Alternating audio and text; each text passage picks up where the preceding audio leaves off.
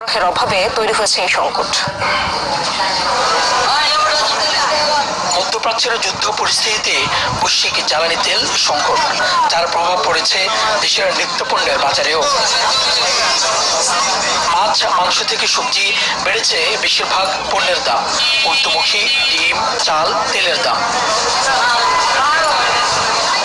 রাজধানীর বাজার ঘুরে দেখা গেছে গত 1.5 মাসে সব ধরনের মাংসের দাম বেড়েছে 30 থেকে 50 টাকা।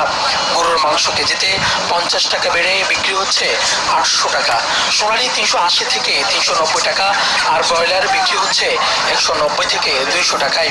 এখন আমরা চাই জিনিসটা কম হলে আমাদের জন্য ভালো। সাধারণ যারা দিন মজুর তারাও মনে করে একটা দুটো মুরগি নিয়ে খাইতে পারে, আমাদের হেলথের জন্য ভালো। কিন্তু এটার পিছনে বর্তমান সরকারকে নজরদারি একটু কোনো লোকদের ভিতরে সিন্ডিকেট না করতে পারে। রমজানের থেকে ইদানিং গরুর দাম আবার বাড়তি বেশি, তারপরে আমরা 800 টাকা ব্যস্ত আছি। স্বস্তি নেই ডিমের বাজারেও। কয়েকদিনের ব্যবধানে 10 থেকে 15 টাকা বেড়েছে ডিমের ডজনে। গত 2 দিনের তুলনায় 10-15 টাকা বাড়ছে ডজনে। সবজির বাজারেও একই চিত্র, প্রায় সব সবজির দামই ঊর্ধ্বমুখী। বেশিরভাগ সবজির দাম 80 টাকার উপরে। তেল গ্যাসের দাম বেশির কারণে, যানবাহনের খরচের কারণে কাঁচা সবজির দাম একটু বেশি হয়। তেলের বাজার আগুন, গাড়ি ঢোকে না, এই কারণে জিনিসের দাম বেশি, সবজির দাম বেশি। কৃষকরা দাম পায় না, দাম পাইলো গাড়িওয়ালারা আর এলো আড়তদাররা। এদিকে বোতলজাত সয়াবিন তেলের সংকট এখনো কাটেনি।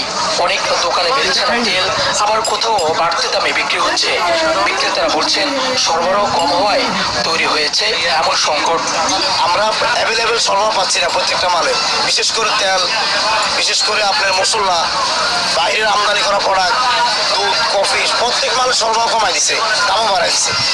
অল্প কিছু পণ্যের দাম স্থির থাকলেও প্রায় সব নিত্য পণ্যেরই দাম বেড়েছে গত 1.5 থেকে 2 মাসে।